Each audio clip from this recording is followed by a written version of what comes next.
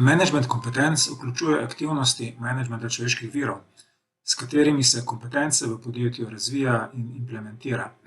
Cilj tovrstnih aktivnosti so uspešni zaposleni ter preko tega uresničevanje poslanstva in ciljev podjetja. Kaj torej velja početi v podjetju v smislu menedžmenta kompetenc? Gre za prepoznavanje ustreznih kompetenc, ki bi jih bilo potrebno v podjetju imeti, za njihovo pridobivanje, za nadaljnje razvijanje kompetenc, saj se zahtevnost poslovnega okolja neprenehoma povečuje, za spremljanje in ocenjevanje obstoječih kompetenc v podjetju, saj vemo, da če želimo nekaj menedžirati, je to potrebno meriti, ter seveda nagrajevanje ustreznih kompetenc, kar zagotavlja ustreznost njihovega nadaljnjega razvoja. Najprej nekaj besed o prepoznavanju potrebnih kompetenc. Gre za zahteven proces, v katerega velja vključiti čim širši krog vodstva in strokovnjakov iz podjetja. Kot možne metode za prepoznavanje potrebnih kompetenc lahko naštejemo metode, kot so mrežni repertoar, angleško se to imenuje rep grid, pri katerem med sabo primerjamo vedenje najboljših, povprečnih in najslabših zaposlenih, ter tako prepoznamo, v čem se le-ti razlikujejo. Analiza kritičnih dogodkov, pri kateri na podlagi analize konteksta dogodka, vedenja posameznikov ter rezultatov tega vedenja prepoznavamo pomembne kompetence. Vprašalnike o kompetencah ter dnevnike, ki sprašujejo po tem, kaj so posamezniki delali in kakšne kompetence so za to potrebovali.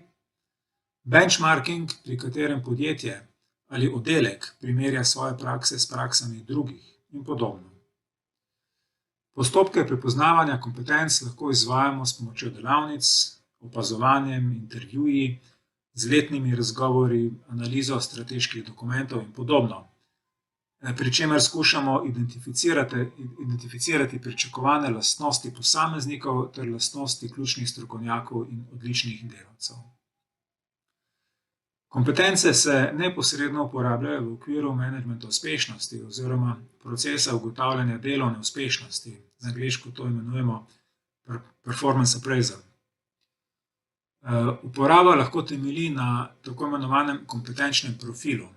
Slednjega v svoji predstavitvi, dostopni v e-učilnici, Suzana Štular opredeljuje kot kombinacijo znanja, veščin, osebnostnih lastnosti in sposobnosti, ki so ključne za uspeh na določenem delovnem mestu.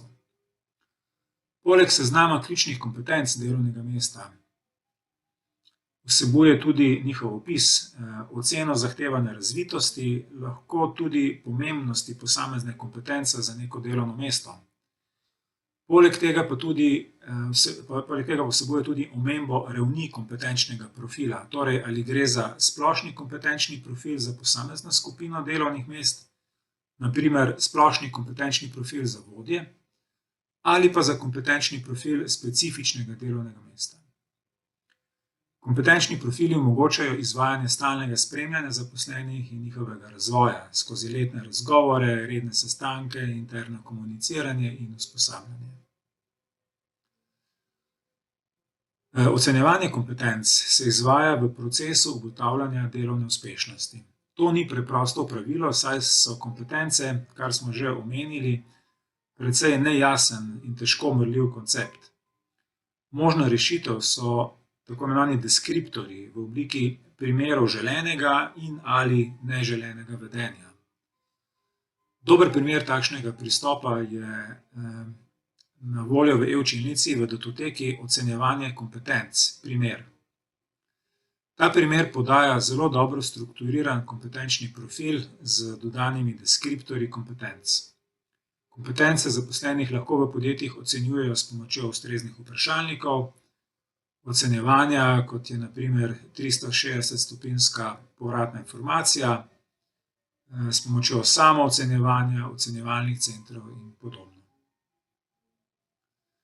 Kompetence oziroma kompetenčne profile lahko v podjetjih koristno uporabljamo tudi pri zaposlovanju in selekciji novih kadrov.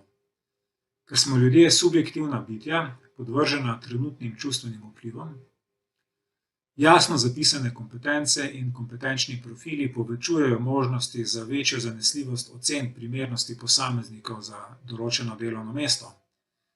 Zmanjšujejo možnosti nepremišljenih zaposlitvenih odločitev, poleg tega pa zagotavljajo večjo skladnost znanja, spretnosti in drugih človekovih značilnosti z zahtevami delovnega mesta.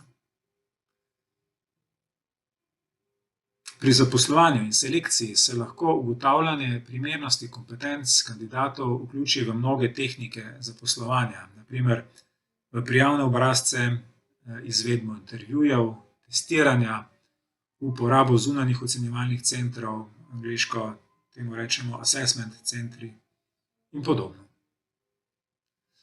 Kompetence lahko igrajo pomembno vlogo tudi pri načrtovanju, izvedbi in evalvaciji usposabljanj in drugih razvojnih aktivnostih.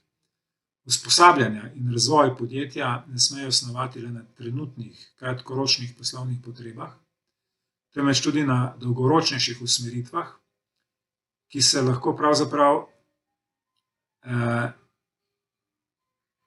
snujejo prav na osnovi pravilno oblikovanih kompetenčnih modelov in z upoštevanjem ne samo poslanstev in obstoječih vrednot, temveč tudi organizacijskih vizij. O načrtovanju in evalvaciji usposabljanj bomo govorili kasneje, na tem mestu pa naj spomnim na model rezultat aktivnosti kompetence, ki temelji na ideji načrtovanja in postavljanja med seboj vzročno-posledično povezanih razvojnih ciljev na vseh treh ravneh, torej tudi na ravni kompetenc. Torej v smislu, če imam ustrezno znanje in spretnosti, bom lahko izvajal prave aktivnosti, in če bom izvajal prave aktivnosti, bom dosegel načrtovan rezultat.